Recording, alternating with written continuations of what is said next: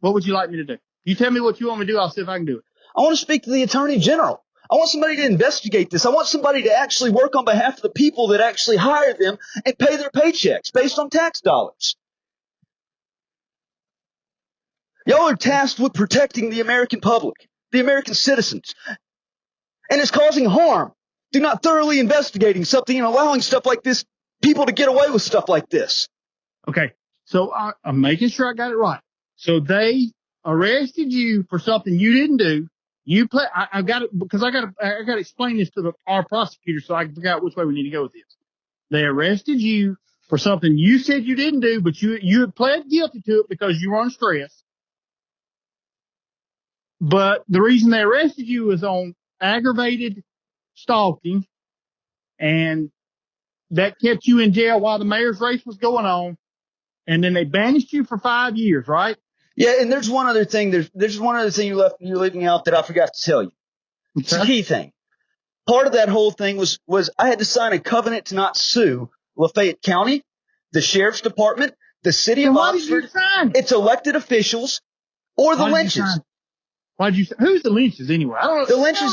The Lynches were the owners of Frank and Marley's. It's a bar on the square that there was the owner threw out my chicken wings. It turned into a back and forth on Facebook. It was all in like. So wait, I'm not. Don't you take me the wrong way. Did all this start over at so all this started at a restaurant? Yeah.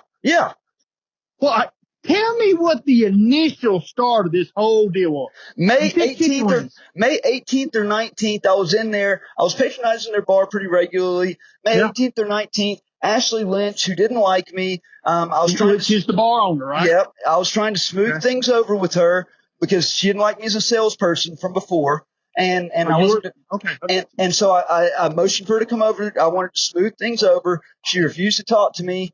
And I said, I think that, I'm patronizing your bar. I'm spending money here. I think, I at least deserve, an opportunity to smooth things over. And she came over and she grabbed my tray of wings that I paid cash for and she threw them in the garbage. And so I said, what a bitch. I shouldn't have, granted, I probably shouldn't have said that, but you know what? She was a business owner throwing out food I paid for. Then I got up. I left. She didn't give me a refund or anything. I called for a boycott on Frank and Marley's because that was bad business. Then they started that on Facebook. Yep. And then they started up with meme, like they had these meme warriors and all. And Todd came and found me later on that night and put a video camera in my face. And it was just a back and forth. Okay. It was nothing illegal that he did, nothing illegal that I did. All it was back and forth on Facebook. Okay. And then all of a sudden, May 26th, May 25th, I met with the FBI because my ex had told me that there was a death threat. That she knew that somebody was out to kill me. And I showed those text messages to the FBI. And I told them that they knew that I was a Marine Corps veteran and I'm a 3%er. Okay. America's insurance policy. And everything went well, I thought. Everything went very well. And then the next day, I pull onto the square. I was going to meet somebody at the round table to go have a drink, and then I'm pinned in right in front of Regions Bank by sheriff's investigators who pull me out of the car and arrest me right there on the spot. I understand you under stress. I understand that totally. Don't get me wrong on that. But if you're saying you didn't do it, then you shouldn't have pled to it. I don't care how much stress you're under. And the only person that can change this is you got to hire a lawyer. Not a public defender. You got to hire a lawyer, and you got to explain to them what you're telling me. Look, let me tell you this. We're the ones, we go after people that commit crimes, okay? I understand that's what the Attorney General's office do. What you're telling me to do is defend you in court. Well, that's what a lawyer does. Right, but somebody's got to hold those responsible that are prosecuting crimes just based on trying to keep somebody silent. Y'all have the ability to hold you guys responsible for that. FBI. Yes, ma'am. I'm trying to get a 302 from 2017. The FBI has not been cooperative with me at all. I want to know if I can come down there to the local branch, the field office where it was conducted, and get that 302 myself. We're not really allowing anybody in our office from the outside right now because of COVID-19. Well, it's approaching the deadline. I've Deadline for what? Well, I've put in for I've FOIA'd the 302. I know there's a 20-day turnaround window, and I've even put in an expedite request on that. They have not even opened it up nor assigned it a case number yet, and my statute of limitations is running. That's probably due to the virus. All offices are operating at only 25% capacity, so there's not a whole lot that anybody can do about that, especially if you've already put in a request for it. I just, I mean, the FBI has not even so much as even spoken to me in regards to, I met with them the day before I was framed on a crime that I couldn't have committed back in 2017.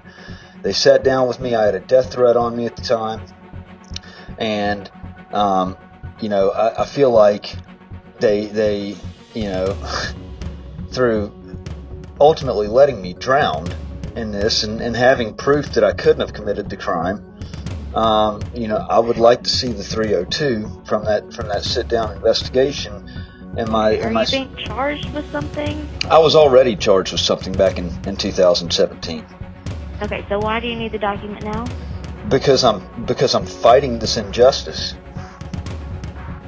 Okay, and your statute of limitations, what does that have to do with anything?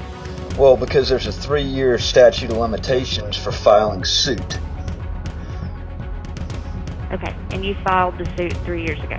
No, I was criminally charged 3 years ago and framed on a crime that I couldn't have committed. Long story. My daughter was used as a chess piece against me. I was not given due process under color of law. This is a huge public corruption scandal, which it is beyond me why the FBI won't even look at this and won't even investigate it, because it's involving the local government. But needless to say, the FBI has refused to even look at the treasure trove of evidence, which honestly, being everything that happened back in 2017, it honestly tells me that there's probably a good preponderance that the FBI played a part in this, being that they won't even look at it. Okay, sir, who did you speak to? Do you remember the agent's name? I don't. No. I know my mom. Okay. I know while I was incarcerated and I was kept in jail on a ridiculously high bond, I know that my mom called the FBI a couple of times at my asking to have the officers reach out to me or speak to me at the jail, and nobody so much as did that. So. Okay. Do you remember what office?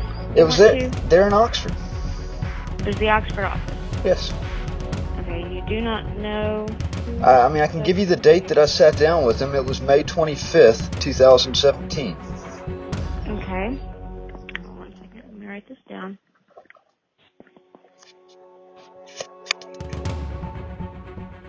May 25th, you said? Yes. Okay. And what's your name? My name is Matt Reardon. Can you please spell that last name? Reardon. Okay. And I'm trying to obtain the 302, and I would also like to obtain the video recording in the conference room when the meeting was taking place, just to verify accuracy of the 302. Video? Oh, I know there were cameras present in the room. Okay, I don't think we do not have, after a certain amount of time, that footage is erased, so I don't think we'll be able to obtain that. What's the standard procedure for erasing the video? Well, it does it automatically, so I don't know. That's up to our electronic technicians. They do that. They handle all of that. But you don't know what the time frame is on that? I do not. No, because I'm not an electronic technician. Okay. Who would I need to speak with about that? The Jackson office. The Jackson office? Okay. Do you want that number? Yeah. Okay. It is 601. Okay. 948 5000. 5,000. Okay. Mm-hmm. Yeah, and I spoke to Jackson already, and they told me, as far as the 302 goes, they said that I could put my request online, or I could go by a local field office, because, well, and they said when it comes to personal information like that, I would need to go by a personal field office. So I'm just trying to see, if I came to the field office, if somebody could just meet me at the door with my request, so that I could just get the 302, because, I mean, the court's not going to care about COVID-19 when it comes to my statute of limitations running. Well, the court's not even open, so they should. Well, I mean, still, it's going to be an argument that I'm going to have to go against as far as letting 3 years run.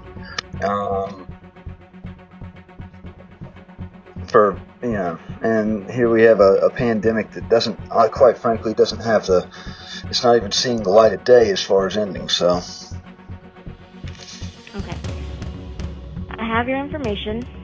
I'm gonna check around and see if I can find someone who spoke with you. Do you remember anything about the person? Any physical descriptions? I mean, they didn't look like they were FBI, so that was, Well, that doesn't really tell me anything. Right. Well, it should tell you that they are FBI agents, because they're not really trained to look like FBI.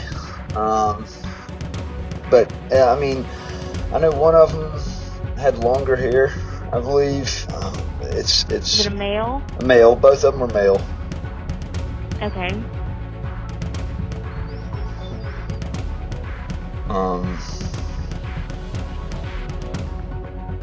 Any beards? I think the one with, I want to say the one with longer hair had some facial hair. Yeah. Okay. So longer hair, how long are we talking? I want to say to the shoulders. Okay. It's so hard to it's so hard to remember exactly the exact details of their appearance. Mhm.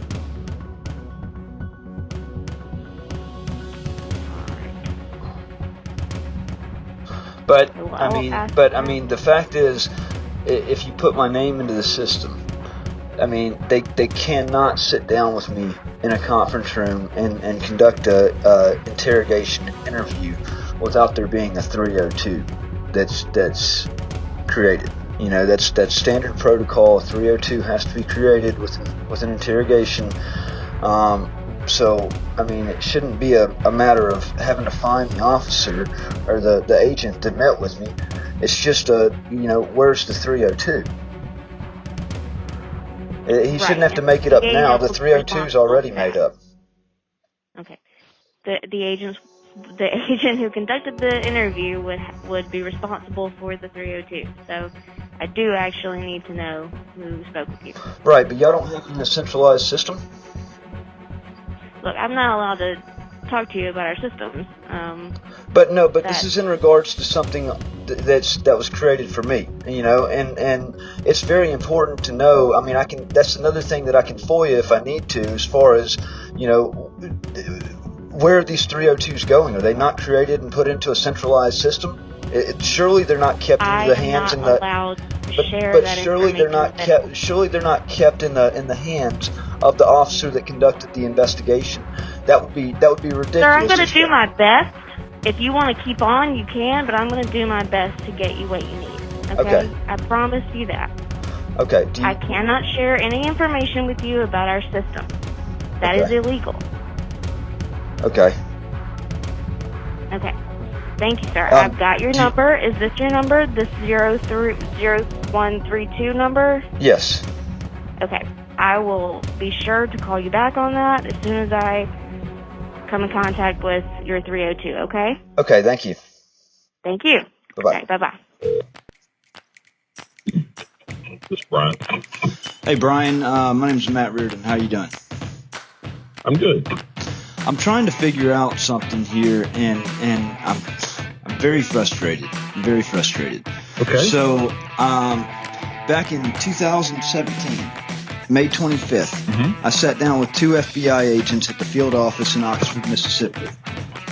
Okay. I sat down with them because it was reported that I had a death threat on my life, but I also was reporting a couple of other issues as well. And go to find out, this stuff actually did happen, and nothing ever came of it. I have tried to speak with the FBI on numerous occasions in regards to a public corruption atrocity that has occurred. I mean, it is Okay. unbelievable, the scope of it. I've requested.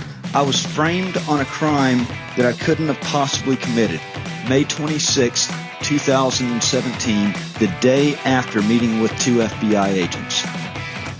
I have the information in the 302 would prove that I couldn't have possibly committed the crime in question. I have not had any cooperation from the FBI as far as getting the 302 that I've requested.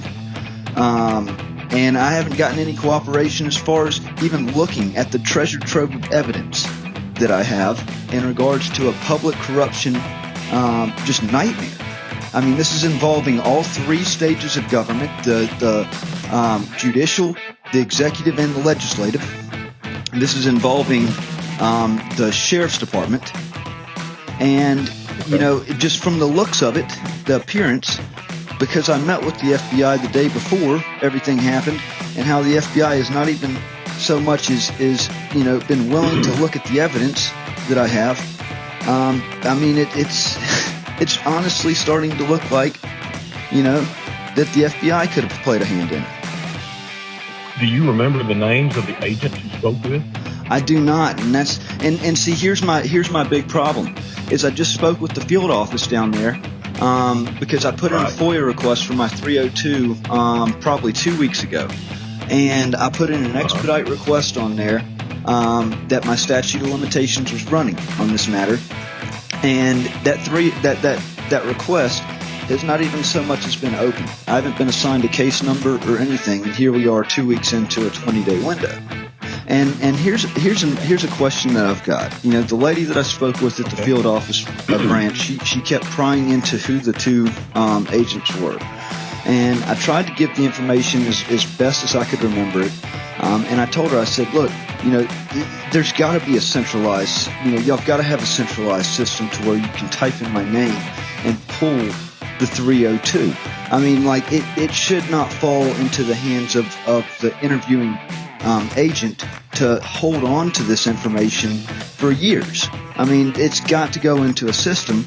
You know, if there's a investigation, an interrogation, that has to be documented onto a 302. And she said, you know, that she's needing the information because she'd have to go to find that agent. But that is really throwing red flags up to me, because it's making me think that there is no 302. The 302 is lost. And she said, I cannot discuss our system.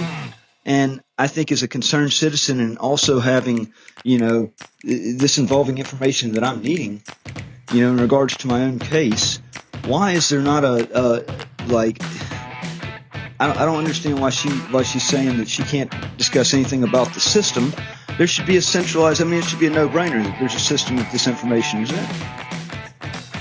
Okay, I will look into that for you. And you said May 26th of 2017 was the date you was charged with a crime, which was the day after you met with FBI? Yes, sir. Okay. And it was a state charge of aggravated stalking. Now, I know y'all have a division that looks into government corruption, okay? And as well as cyber. So, I mean, your cybercrime division would be able to easily, without a doubt, show that this wasn't actually the case.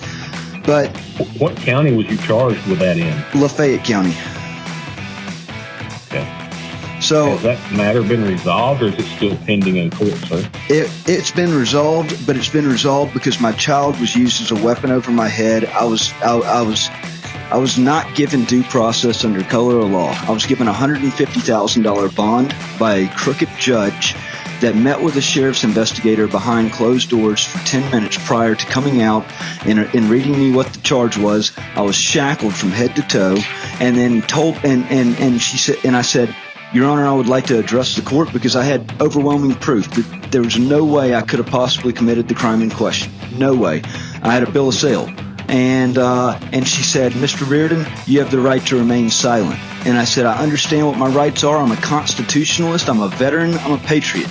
But I choose to not invoke that right now. And she said, Mr. Reardon, you have the right to remain silent. I'm setting your bond at $150,000. Have a good day.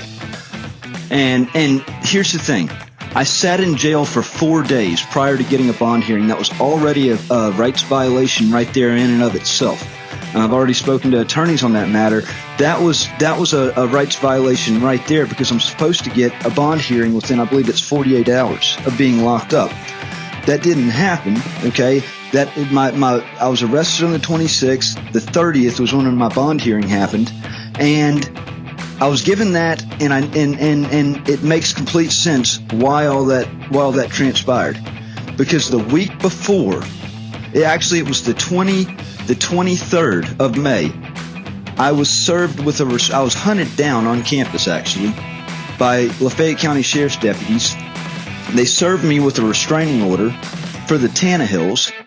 Robin Tannehill was the incoming mayor. She was running unopposed in the mayor race.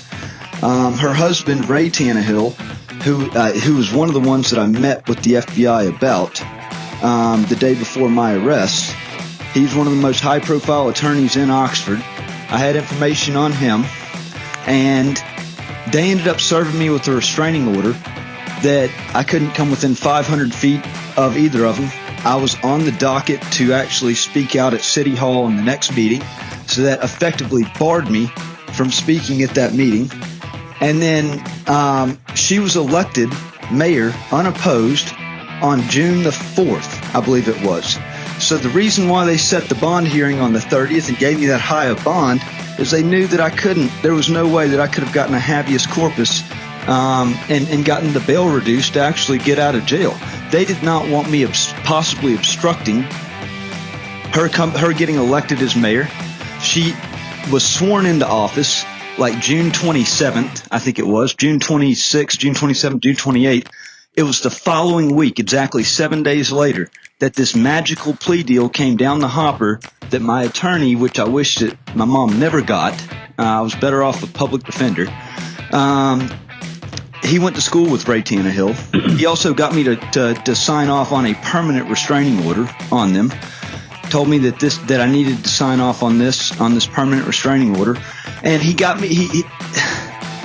They ended up.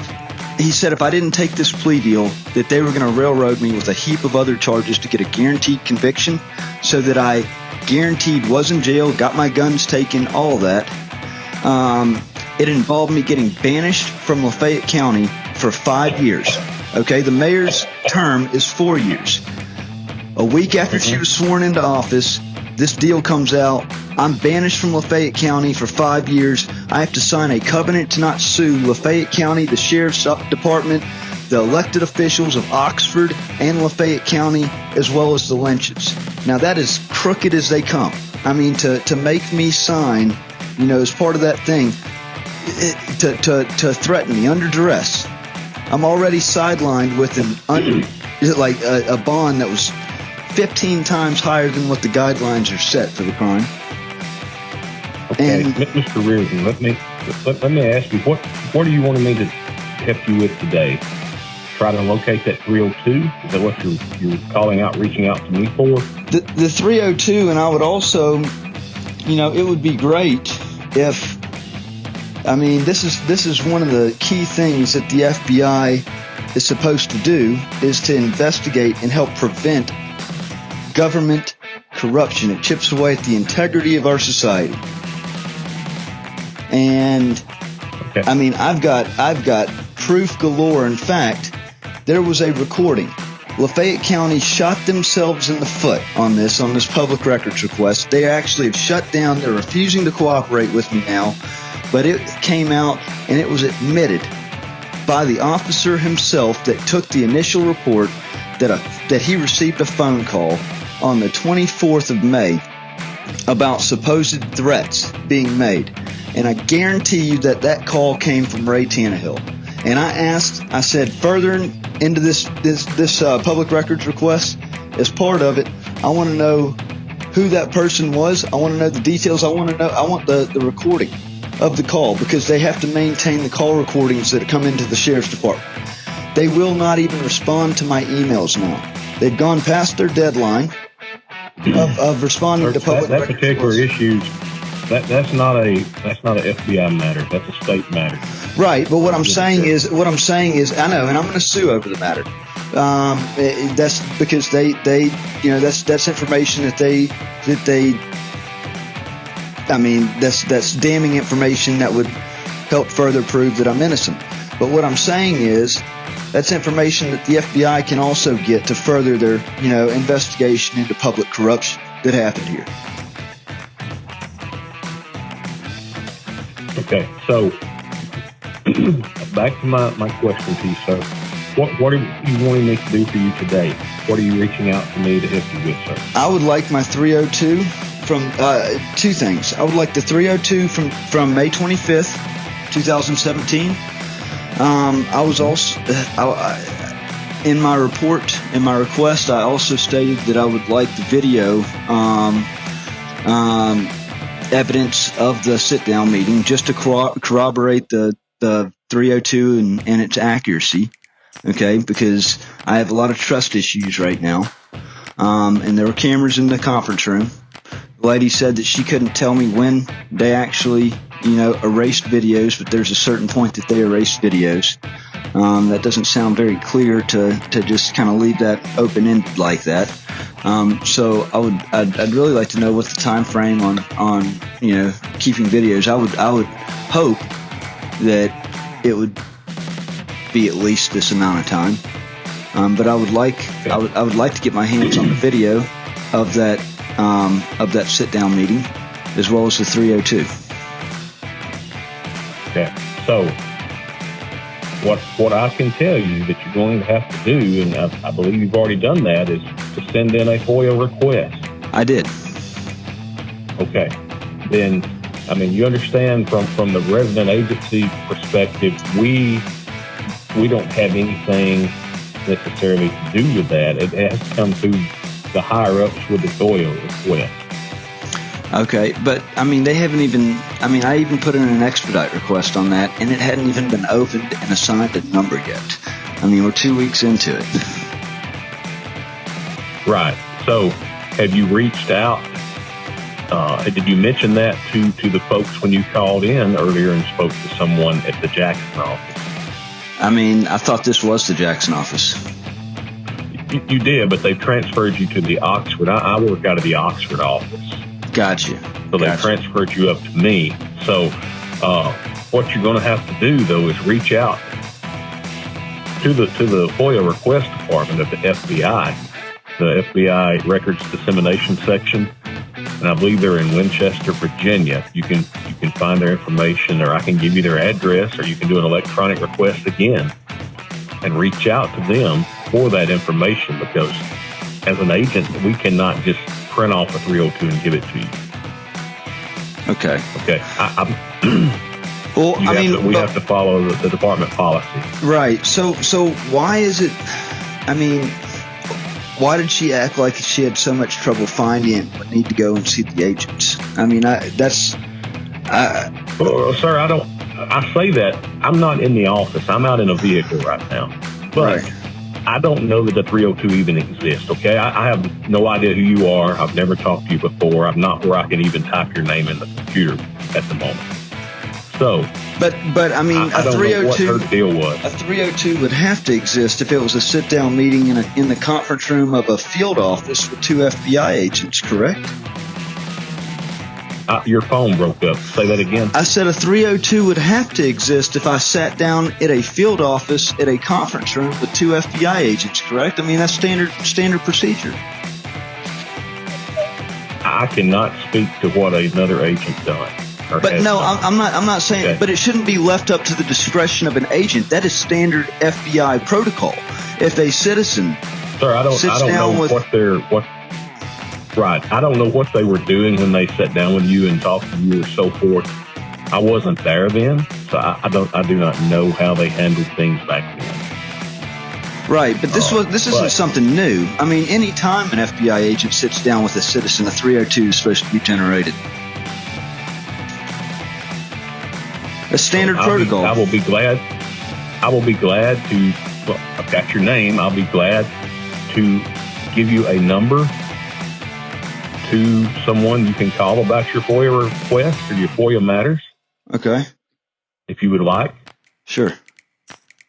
It's the Public Information Office that's handling FOIAs. That area code is 540-868-4593.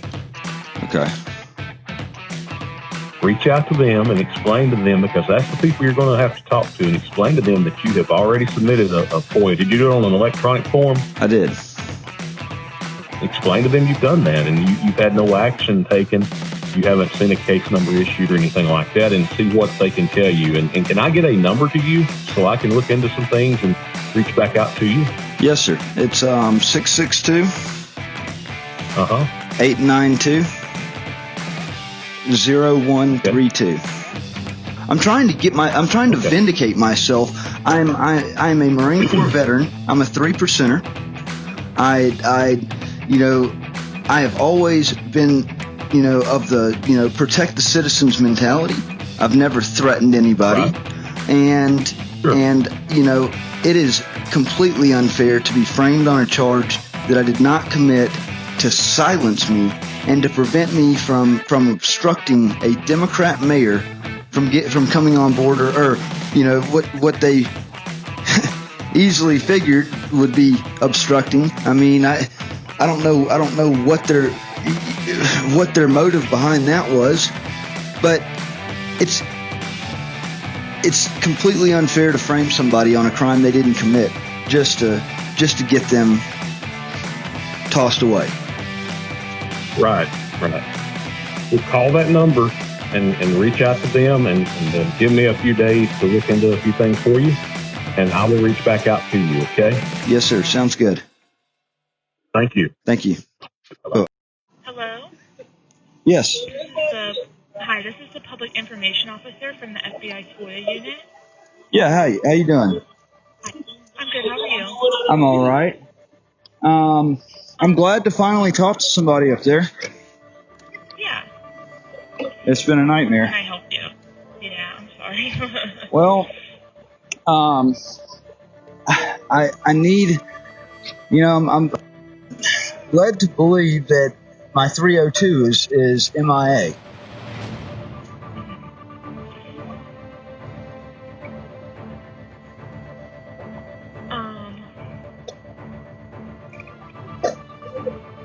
So you filed a FOIA request with us, right? Yeah. Yes, and it's been about 20 days. So, and I even did an expedite request because my statute of limitations is running, which is even more concerning that it hadn't even been opened up and assigned a number.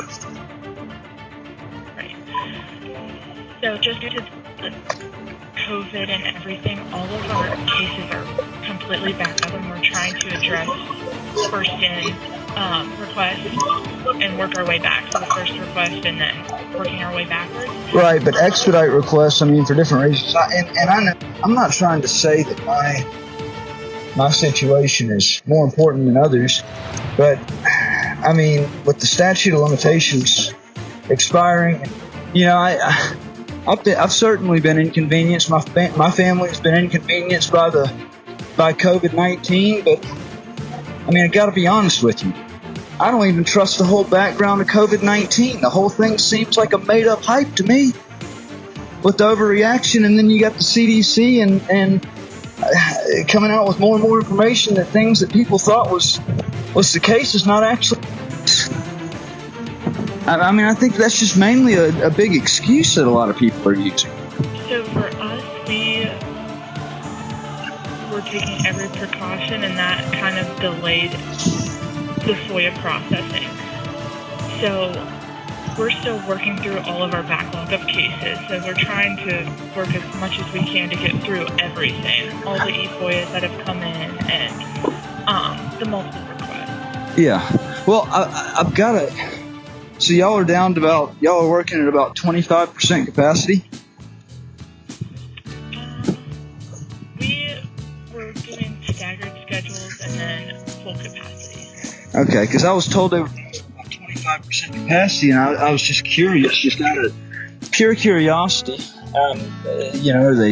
Did they furlough the other 75%? Because, I mean, my problem here, a big issue that I have, the Department of Justice, the U.S. Attorney's Office, the Department of Justice will not even so much as call me to look at what I have. Like I called them for 3 weeks straight, and my thing is I can't think, what I've got, and everything shows to be a public corruption scandal, and I cannot for the life of me understand why, even the DOJ won't even, who's supposed to investigate this type of stuff, won't even so much as hear me out and see what I have.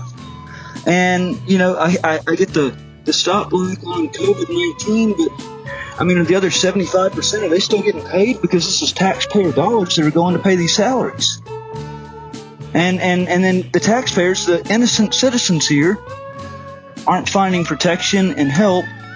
And, I mean, it's a nightmare. It's a complete nightmare. I apologize for our end of this. We're working through the best we can, and I'm not going to go to the guest list. We have a lot of requests coming in, and we're working through them as quickly as we possibly can. I understand, and I'm not trying to blame you. I know it's not your fault. I just, I already feel like there was stuff that occurred that shouldn't have occurred, and for me to have been told to describe the two agents that I sat down at the field office with, and me to ask the lady at the field office, do y'all not enter your 302s into a centralized system? I mean, surely you can't expect something such as a 302 to be held on to just a paper copy. It's got to be, surely it's into a computerized system to keep up with. And it's extremely concerning to me that she couldn't even locate it. Oh, yeah, that was at the field office? Yeah.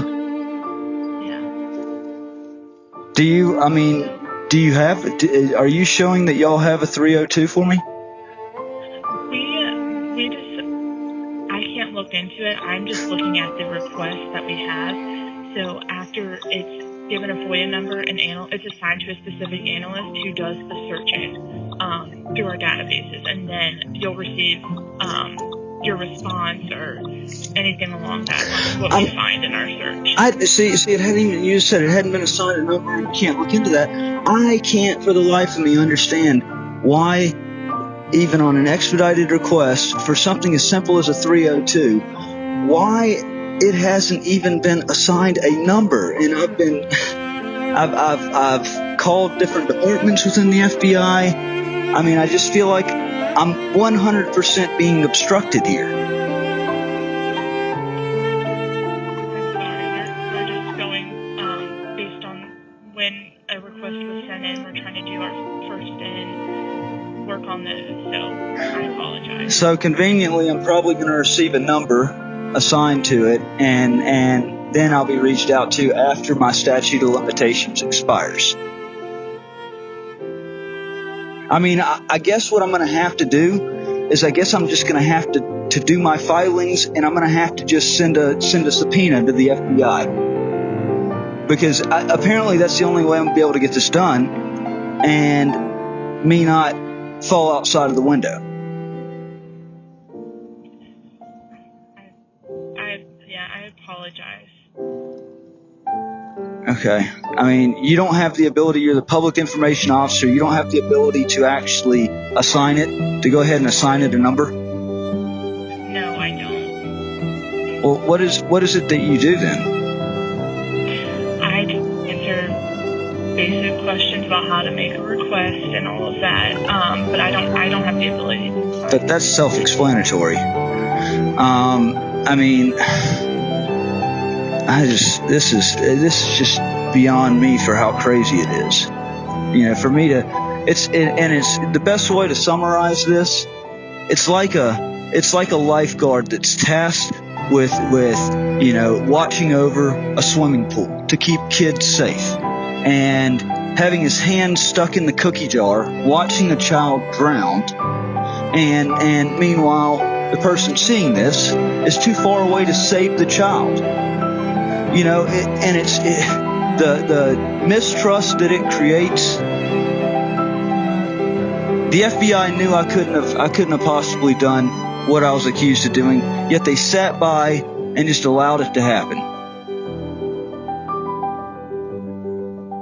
And now when I'm trying to vindicate myself with the information that the FBI has, I can't even get a damn number assigned to it.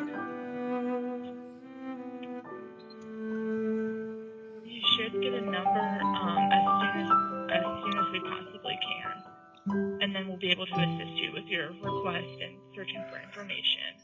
Okay. Okay. I'm sorry. I hope you have a nice day, and if you have any questions along the way, you can call this number back. Okay. Thank you. Thank you. Bye. Bye. Good afternoon, U.S. Attorney's Office. Yes, ma'am. I'm trying to figure out who I need to speak with. Who oversees y'all's department? It's the Department of Justice. Is that what you're asking? Yes. Okay. Would I need to contact Jackson, or I'm trying to? I feel like y'all's main job is not being done at all. I mean, I'm a citizen of the state of Mississippi. I was framed in what I think is the largest public corruption scandal. It involves people in the local government in Oxford. I've been calling now for 2 weeks. I've been leaving messages. I got a call that I missed last Friday, and I left a message, a voicemail 2 days ago. I don't know what could be more important. Like, in 2 weeks' time, not getting one phone call. Y'all are the U.S. Attorney's Office, and something this big, somebody should have reached out to me by now. Okay, one moment. I'm unable to assist you in this situation because I'm not exactly sure what's going on. But I'm going to transfer you to someone who can hopefully help you. I hope I can speak to somebody finally.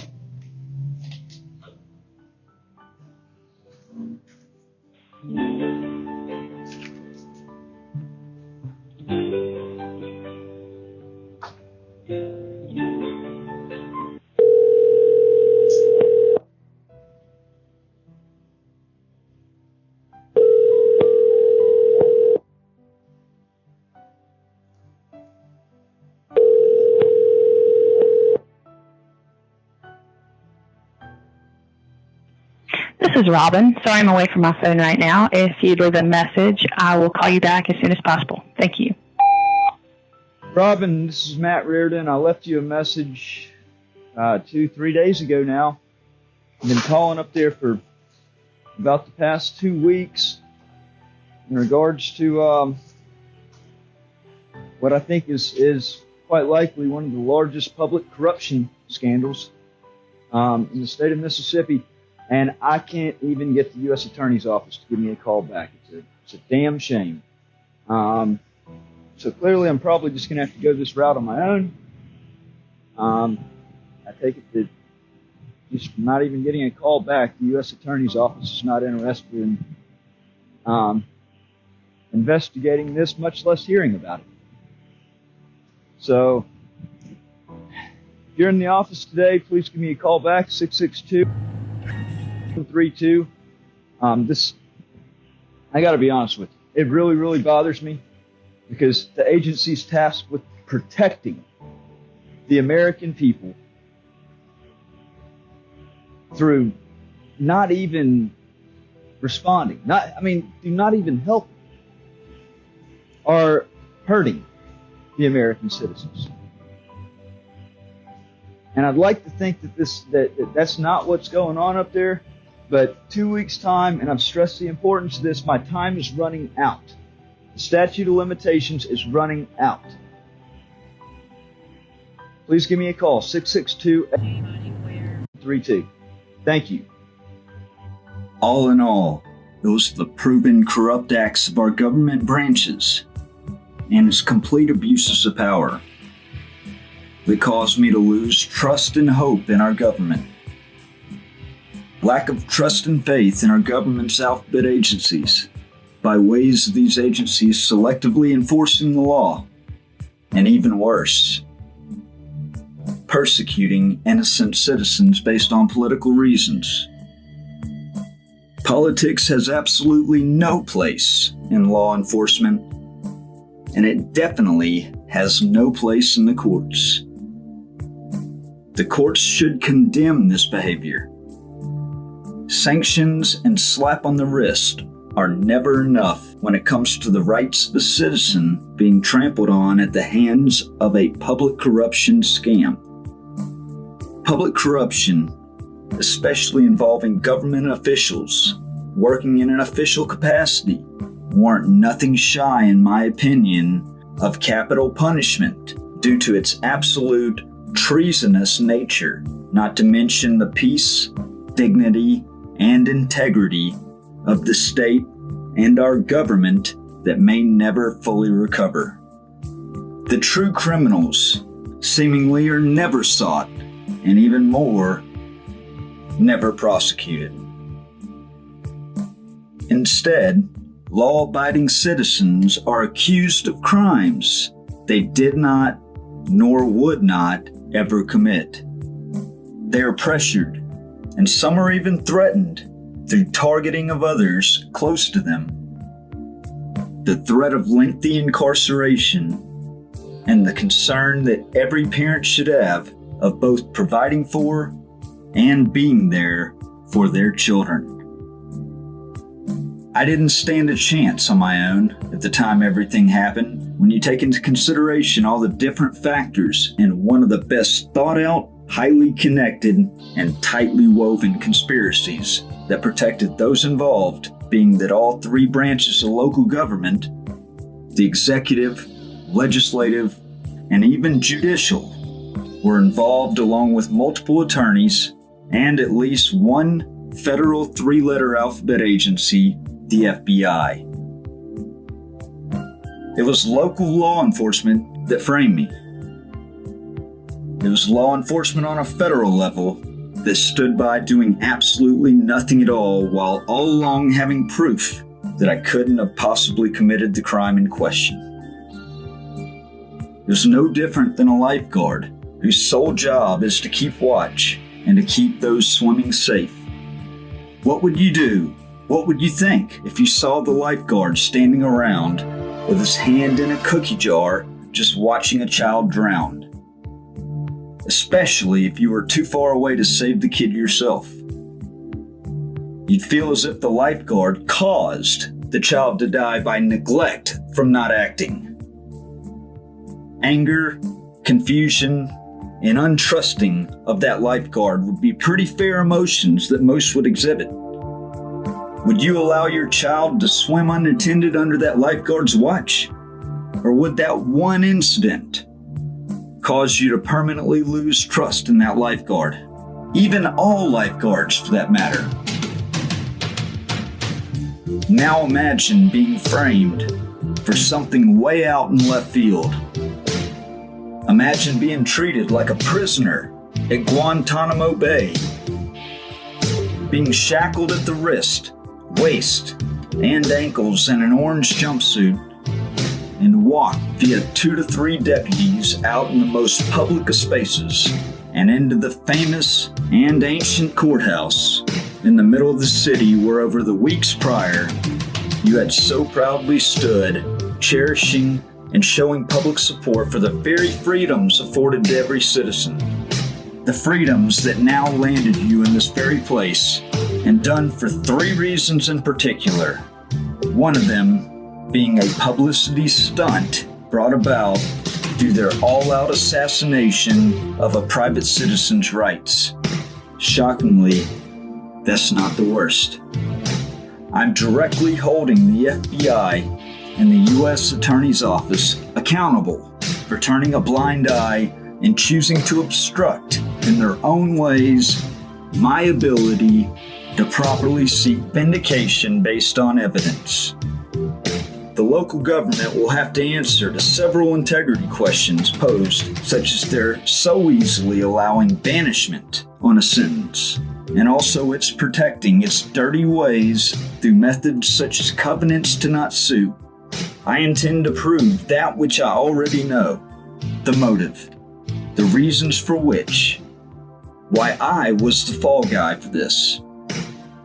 My experiences are like something you'd read in a John Grisham novel.